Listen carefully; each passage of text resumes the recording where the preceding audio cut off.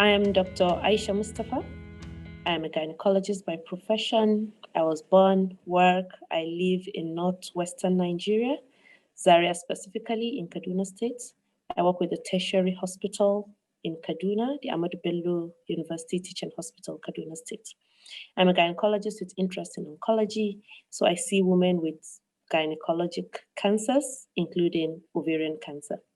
I am passionate about changing the future for women with ovarian cancer because the current realities are saddening.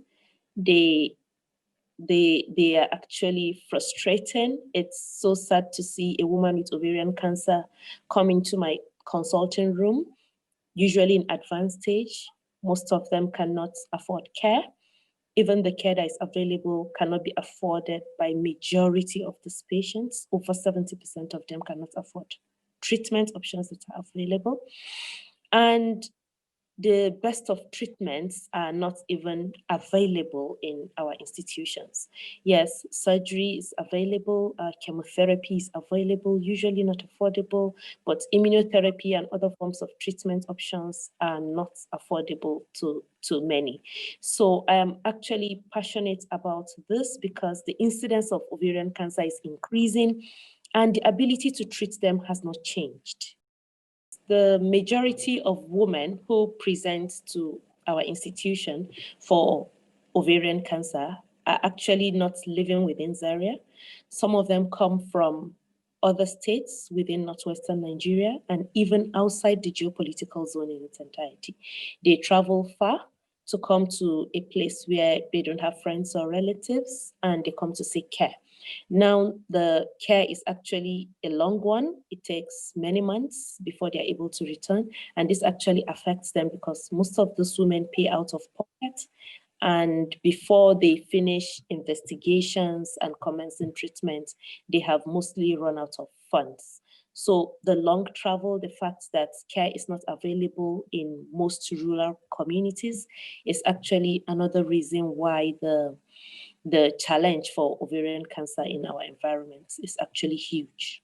As a clinician, for me, with our limited treatment options, it is actually a huge burden on me to think of treating this woman. It's actually something that drives me to see how best I can improve the care of women with ovarian cancer. My main message to policymakers in my country, Nigeria, is ovarian cancer is common, is increasing.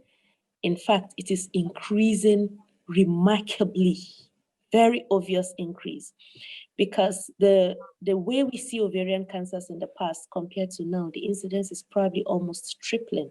I'm just calling on policymakers to actually see how they can incorporate the treatment of ovarian cancer in its entirety into the National Health Insurance Scheme, such that a woman who has ovarian cancer does not have to pay out of pocket for her own treatment. It is enough of a burden to have ovarian cancer, and it is even more of a burden to think about where to get funds to treat it. So if we can actually make ovarian cancer completely covered by the National Health Insurance Scheme, that will go a long way in helping these women access treatment and improving their overall survival.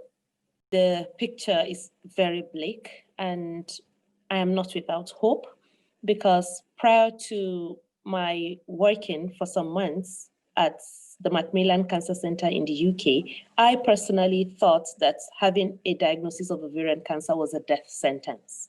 But I saw women live well. I saw women who had had ovarian cancer for many years. They were doing well because they were actually improved treatment methods, which we cannot access here in Nigeria. So yes, the government has started something. The government have subsidized chemotherapy. The government is actually increasing access to National Health Insurance Scheme, but I am optimistic that more can be done. These women will be able to fund their cancer care via insurance and not out of pocket, and they'll be able to access care the way other women in developed countries access it, and at least improve their survival and also their quality of life. Most importantly, the fact that our women actually develop this disease at a younger age, there is need for them to be able to access this care that other women in developed countries access, so that they can actually contribute their full potential to society. So I am optimistic. I am hopeful that this treatment methods, immunotherapy, bevacizumab will become available. These women will be able to have surgery and chemotherapy. All they need to treat their disease will be affordable to them in the nearest future. This is my prayer.